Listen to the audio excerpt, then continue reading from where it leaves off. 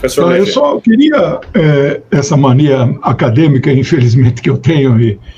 Vocês já ouviram falar do Halford Mackinder, um geógrafo muito conceituado em inglês, e ele é acreditado a ele, digamos assim, a consolidação do significado da geopolítica.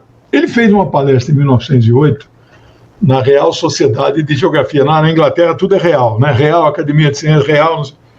Ele levantou a tese do Rederland. O Rederland, aquela região da Eurásia, que o Dugin chama de Euroasiática, Rederland, nunca foi conquistada. Jamais, né? Aí surge, decorrente disso, o Dugin, né, que se diz autor da quarta teoria política, povos da terra, povos do mar, né? Povos da terra nunca são conquistados, os povos do mar, e os Estados Unidos, aquele almirante, meados do século XIX, ele é o fundador dessa teoria, o comandante... Mahan, Alfred Mahan. Isso, Mahan. Por isso que os Estados Unidos têm 7 frotas navais, porque eles acham que vão conquistar o mundo pelo mar. Isso não vai acontecer. Mas o que o Mackinder diferencia do resto? Se a Alemanha se unir à Rússia, eles dominariam o mundo. Isto nunca aconteceu.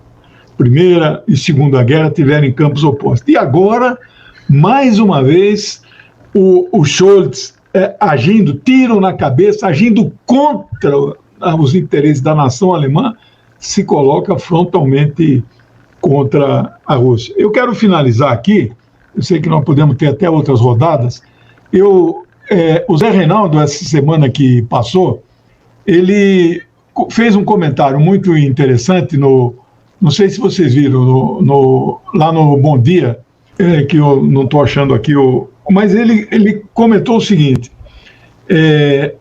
por que o Brasil, eu falei isso antes de entrar ao vivo, por isso que pode parecer que eu estou repetindo, mas os espectadores não viram. Por que o Brasil votou assim? Ele levantou uma hipótese, e esse artigo que eu não estou achando aqui, ele praticamente comprova isso, não é? A União Europeia, que leia-se Alemanha e França, basicamente, se o Brasil se junta a este movimento, a União Europeia, etc. e tal, então aí justificativa do voto, fortalece a União Europeia para consolidar um certo polo e tentar uma autonomia e independência dos Estados Unidos, né? Então isso, eu não achei aqui o artigo mais importante que eu ia citar aqui, mas aí vocês vão falando aqui que eu vou localizar. Eu peço desculpas, são tantos papéis aqui. Zé, você quer rapidinho. Rapidinho, veja, a União Europeia, ela é estrategicamente associada aos Estados Unidos por 1001 vínculos, inclusive os vínculos militares através da OTAN. Mas é óbvio que quando a União Europeia surgiu como tal, como um bloco poderoso economicamente, tem também a aspiração comum desses países, mas principalmente dos aqui já citados, Alemanha e França, que são os países mais poderosos do bloco, tem a ambição, a aspiração de se tornar um polo em si poderoso na política internacional. De maneira que, desde há muito tempo, a União Europeia tem uma relação com os Estados Unidos de cooperação e rivalidade. Às vezes predomina a cooperação, às vezes predomina a rivalidade. A tal ponto que a União Europeia já cogitou e continua cogitando, isso não está ainda arquivado, a possibilidade, aliás, eu queria pedir para o comandante também, se ele tiver informações adicionais sobre isso, depois agregar. O plano de criar o exército da União Europeia, em contraponto com a OTAN. E isso provocou grandes celeumas ao longo das décadas aí de 90 e 2000, entre os países da União Europeia e os Estados Unidos. Esse assunto vai e volta. Estou colocando isso apenas para mostrar que há uma aspiração da União Europeia de se transformar num polo, naquilo que se chama aí a emergência de um mundo multipolar.